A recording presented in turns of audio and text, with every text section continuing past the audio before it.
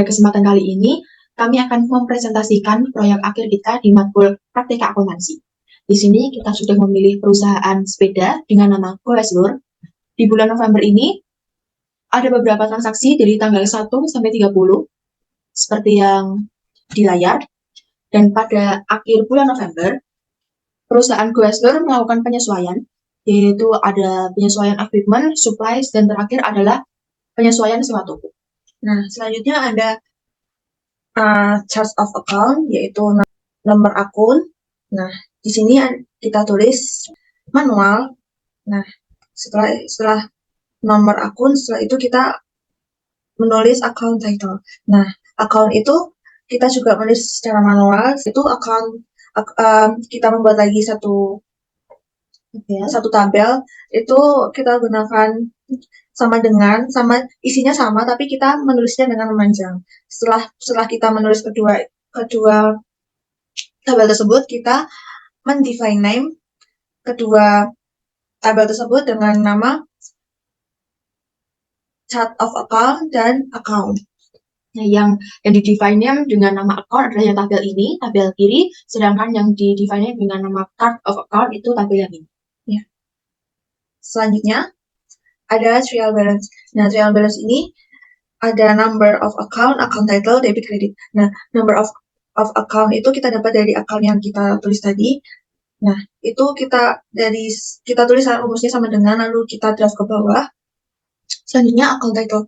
Account title itu kita dapat kita tulis rumus sama dengan VLOOKUP account. Account tadi, account yang ini itu kita yang sudah define name, lalu kita data validation ya.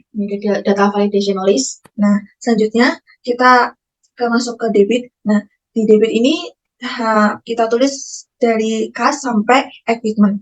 Nah, selanjutnya ada accumulated depreciation equipment. Nah, sampai owner capital itu di kredit. Setelah semuanya tertulis, kita tambahkan di sini semua. Jadi kita tambahkan debit dan kreditnya itu menggunakan rumus sum. Jadi nanti sum langsung di draft ke bawah. Selanjutnya inventory schedule. Nah, inventory schedule itu yang ini itu berisi tentang kode-kode barang yang kita miliki, yaitu seperti SP adalah sepeda Polygon, SG sepeda Giant, SSC sepeda Santa Claus, SU sepeda United, dan SGP adalah sepeda GTP. Purchase cost out itu harga lama yang kita punya. Selalu ini kita tulis secara manual, dan purchase cost new. Purchase cost new itu harga baru kita. Nah, kenapa bisa sama? Ya, sama itu kita langsung tulis sama dengan, lalu di draft.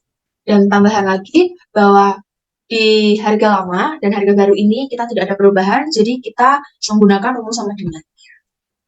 Average cost itu kita dapat dari H6 ditambah L6 dibagi G6 ditambah H6. K6 itu beginning, L6 itu purchase, dibagi G6 itu purchase di quantity, beginning. H6 itu purchase maksud saya beginning, G6 itu beginning ditambah purchase itu H6. Sehingga dapat segini. Terus sales cost itu rumusnya 150% dikali E6.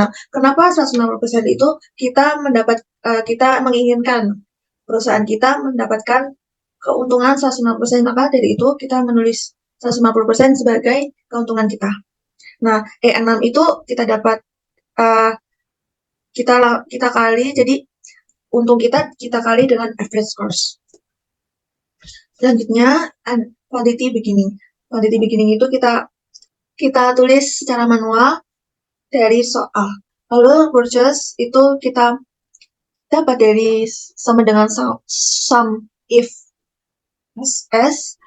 Lalu sales itu kita dapat dari sum if s. Lalu ending kita dapat dari G6 ditambah H6 dikurangi I6, yaitu G6 itu beginning ditambah purchase dikurang sales, sehingga mendapatkan harga ini. Beginning itu didapat dari C6 dikali G6. C6 itu purchase cost dikali G6 itu beginning. Sehingga mendapatkan harga purchase di dalam rupiah. Itu kita ambil dari D6 dikali H6. D6 itu purchase cost dikali purchase di dalam quantity. Sehingga mendapatkan harga 8.400.000. Sales di dalam rupiah. Kita dapat dari F6. F6 itu sales cost dikali I6, yaitu I6-nya itu sales dikali sales cost. Setelah itu ending. Ending itu kita dapat dari E6 dikali C6. E6 itu average cost dikali ending. Jadi setelah inventory schedule ini telah diselesaikan, maka kita membuat inventory kode atau bisa inventory kode dulu yang dikerjakan, yaitu berisi tentang kode-kode dari barang yang kita miliki. Dan setelah ini semua selesai, kita mendefine name ini dengan nama inventory kode. Selanjutnya generational. Generational itu ada data explanation, inventory, quantity, debit, credit di dalam ref, account, title, dan balance. di tanggal itu kita tulis secara manual dan explanation secara manual, dan inventory schedule itu kita data list. Inventory maksud saya inventory kode itu kita ambil dari data list yang kita sudah define name, dan quantity itu kita tulis secara manual. Ref kita sama seperti inventory kode, tapi data listnya itu kita tulis chart of account. Terus account title itu kita mendapatkan rumus IF VLOOKUP accounts. Account-nya itu tadi kita udah data define name, lalu kita tulis di sini. Lalu balance. Nah, selanjutnya balance itu kita dapat rumus IF inventory. Selanjutnya ref. Ref itu kita sama seperti ini, kita masukkan data list chart of account.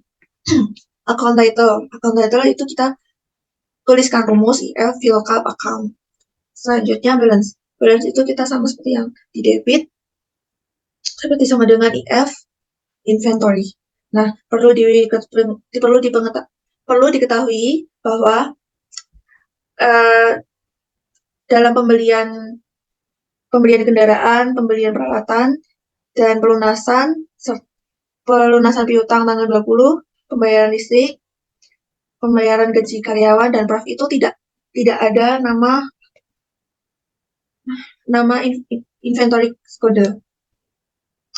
Nah, maka dari itu di sini kita tidak menggunakan, kita menuliskannya secara manual. Nah, di sini juga langsung kita tulis sama dengan nanti di copy ke sini seperti itu.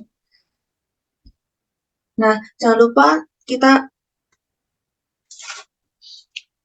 mendraftnya ke bawah sehingga menggunakan sum.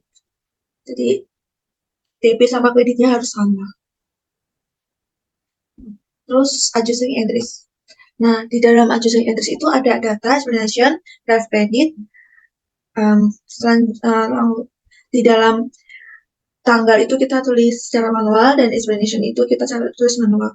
Nah, ref itu kita sama seperti yang di generational, kita pakai data list di chart of account, lalu account title itu kita dapat rumus IF VLOOKUP account, dan balance itu kita tulis di dalam soal secara manual. IF itu kita tulis secara data list, account title itu kita dapat rumus IF VLOOKUP account. Setelah itu balance kita mendapatkan rumus sama dengan balance. Perlu diketahui di sini ada sedikit berbeda karena di sini kan terdapat 3 juta dikurang 350. Nah, 3 juta itu terdapat dari saldo awal kita dikurangi penyusutan yang sudah kita lakukan. Sehingga mendapatkan hasil 2.625. Nah, ini kita kan menyewa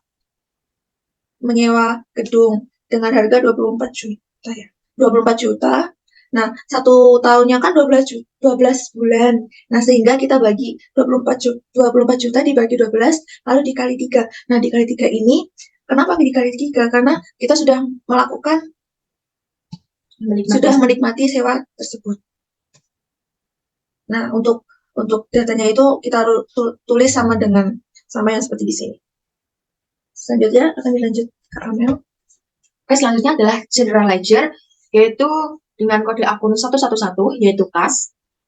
Dengan beginning balance, saldo awal 180 juta. Saldo awal ini didapatkan dengan rumus if VLOOKUP trial balance, yaitu dari trial balance tadi yang kita buat. Yaitu dari ini saldo awal kita. Dan selanjutnya adalah di date, di tanggal, kita menggunakan rumus if $A, $4, general journal. Untuk explanation, kita menggunakan rumus yang sama. Di debit, kita juga menggunakan rumus yang sama, yaitu if $A, $4, general journal. Di kredit juga sama. Dan di balance, ini ada perbedaan rumus, yaitu menggunakan if $A, $4, dan terdapat penjumlahan, yaitu E4, saldo awal, dengan C6, debit, dikurangi dengan D6, yang ada di kredit. Kenapa ditambah debit dan dikurangi kredit? Karena untuk kas itu saldo awal ada di debit. Jadi jika ada di debit saldo awal, maka jika ada pemasukan, maka kita menambahnya. Dan sedangkan jika ada pengeluaran kas, pengeluaran uang, maka kita akan mengurangi dari saldo awal kita. Nah, semua ini rumus di-drag sampai bawah. Nah, berbeda juga di adjusting entries. Di adjusting entries kas ini di tanggal, kita menggunakan rumus if $A, $4, adjusting. Dan di explanation menggunakan rumus yang sama. Di debit dan kredit ini juga ada perbedaan, yaitu menggunakan rumus if $A, $4, adjusting. Di balance ini sama, tetap di drag sampai bawah dan menghasilkan 271.600.000. Nah, karena ini setiap akun itu harus dibuat di General Ledger dan membutuhkan waktu yang banyak, maka kami menggunakan cara, yaitu dengan tekan salah satu di cell dan Ctrl A, maka akan blok semuanya, lalu Ctrl C, dan kita bisa untuk mengkopinya di sheet selanjutnya, yaitu kita tinggal pilih di salah satu sel dan kita klik Ctrl V, yaitu semua yang kita copy akan tercopy di sheet berikutnya. Dan jika kita mengcopy dari GL11, maka di sini kita perlu mengubahnya menjadi GL112, yaitu account receivable. Yaitu dengan rumus yang sama untuk mencari beginning balance-nya, yaitu dengan if VLOOKUP trial balance, sama tetap dengan adjusting entries juga sama rumusnya, if $A, $4 adjusting, dan ini di-drag sampai bawah menghasilkan 65 juta. Ini rumusnya sama untuk 113 juga dengan rumus Ctrl A, Ctrl C, dan Ctrl V tadi. Nah, di sini perbedaannya adalah di adjusting entries. Di adjusting entries ini untuk supplies itu ada penyusutan. Di adjusting entries ada penyusutan di akhir bulan. Maka dari itu di sini ada transaksinya. Dan karena saldo awalnya di debit, maka jika ada transaksi yang nominalnya ada di kredit, maka saldo awal itu dikurangi dengan kredit. Oleh karena itu 3 juta dikurangi 2.625.000, hasilnya adalah 375.000. Selanjutnya 114 sama rumusnya dengan Ctrl A, Ctrl C, dan Ctrl V tadi. Selanjutnya yang berbeda adalah di GL117, yaitu beginning balance ada di kredit. Bisa kita lihat di trial balance bahwa 117 itu beginning balance-nya ada di kredit sampai di owner's capital. Nah, perbedaannya apa dengan kas dan yang lainnya tadi? Yaitu di sini, jika kita menggunakan rumus, maka if VLOOKUP trial balance, dan ini adalah 4, yaitu dari kolom keempat. Sedangkan yang di kas tadi, jika beginning balance ada di debit, maka kita mencari di kolom 3. Apa sih perbedaannya? Yaitu di sini, yaitu di debit dan kredit. Begitu, dan ada perbedaannya juga di balance, yaitu yang tadi jika di beginning balance ada debit, maka E4 ditambah C6 dikurangi D6, tapi jika beginning balance ada di kredit, maka E4 ditambah D4 dikurangi C6. Itu adalah perbedaannya. Lalu ini ada adjusting entries, rumusnya tetap sama. D11 rumusnya juga sama. Ini karena di beginning balance-nya ada di kredit, maka menggunakan kolom keempat. 311 juga sama. 312 juga sama, menggunakan rumus dan cara yang sama.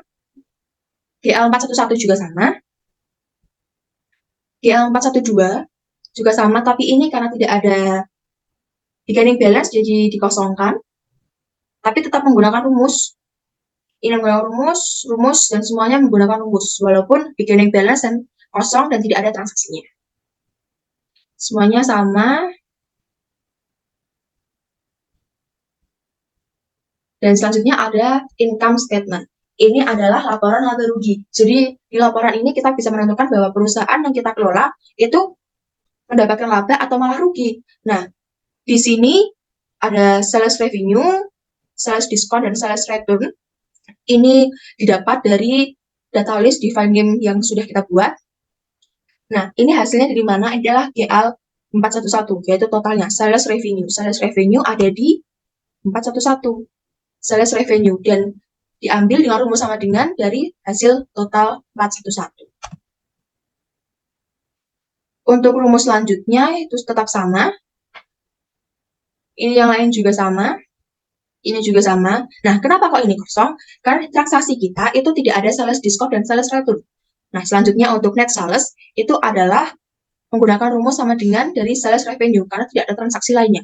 Di cost of goods sold ini menggunakan rumus sama dengan GL511. Untuk gross profit-nya itu kita melakukan pengurangan dari net sales dan cost of goods sold, yaitu menghasilkan 73.800.000. Ini tadi menggunakan cara yang sama dari data list dan define name, ini menggunakan rumus sama dengan GL, dan untuk total expense, ini menggunakan rumus dari B14 sampai B18 dan menghasilkan 13.425.000. Untuk net income ini menggunakan rumus sum dari pengurangan gross profit, yaitu C11 dan C20 yaitu total expense. Hasilnya 60.375.000. Dapat disimpulkan bahwa perusahaan Goeslor itu mendapatkan laba. Dan owner's equity modal itu owner's capital dapat dilihat dari trial balance tadi. Kita mempunyai modal awal 200.800.000 menggunakan rumus sama dengan. Untuk net income ini menggunakan income statement C21 dengan menggunakan rumus sama dengan. Itu dari sini hasil dari laporan laba rugi kita. Selanjutnya adalah owner's drawing. Owner's drawing ini adalah pengambilan uang dari si pemilik perusahaan, yaitu 500.000 di transaksi tadi. Oleh karena itu, karena pemilik perusahaan itu mengambil uang, maka ini mengurangi modal. Jadi ini dikurang atau bisa menggunakan kurung, yaitu 500.000-nya dalam kurung. Nah, untuk owner's equity atau modal akhir itu adalah menggunakan rumus sum dari B4 sampai B7 dan menghasilkan 260.675.000. Selanjutnya adalah statement of financial position. Itu laporan posisi keuangan, yaitu ada cash sampai dengan accumulated depreciation equipment, yaitu dengan cara yang sama seperti sebelum-sebelumnya, yaitu menggunakan data list dari define name yang telah ada. Untuk nominalnya, kita mengambil dari akhir total dari setiap GL masing-masing, menggunakan rumus sama dengan. Nah, perbedaannya adalah di accumulated depreciation equipment, yaitu minus, artinya dikurangi. Kenapa dikurangi? Karena accumulated depreciation equipment itu terjadi penyusutan. Jadi kita menggunakan minus. Dan total aset ini adalah menggunakan rumus sum dari cash sampai accumulated depreciation equipment. Untuk account payable menggunakan cara yang sama. Ini dicari dengan rumus sama dengan GL211. Total liabilities adalah sama menggunakan rumus sama dengan dari account payable. Equity ini adalah owner's equity, yaitu bisa menggunakan rumus sama dengan dari ini. Modal dan total owner's equity menggunakan rumus sama dengan juga dari ini, dan total liabilities and owner's equity adalah hasil dari sum 113 juta ditambah dengan 260.675.000. Hasilnya adalah 373 juta 675.000. Dan hasil total liabilities dan total aset itu harus balance. Dan yang terakhir adalah laporan arus kas atau statement of cash flow. Berisi transaksi-transaksi yang ada di GL 111, yaitu kas. Dan ini diambil menggunakan define name, data list define name dari GL 11. Nah, sebelum kita mengerjakan statement of cash flow, kita harus mendefine name GL 11. Yaitu di explanation. Di explanation kita harus mendefine name dengan nama GL 11 explanation. Sedangkan di debit dan kredit kita harus mendefine name dengan nama GL 11 transaction. Kita mendefine name GL 11 untuk memudahkan dalam mengerjakan statement of cash flow. Dan untuk nominalnya sama, yaitu kita menggunakan rumus if VLOOKUP dengan GL 11 transaction hasil dari define name kita di GL 11.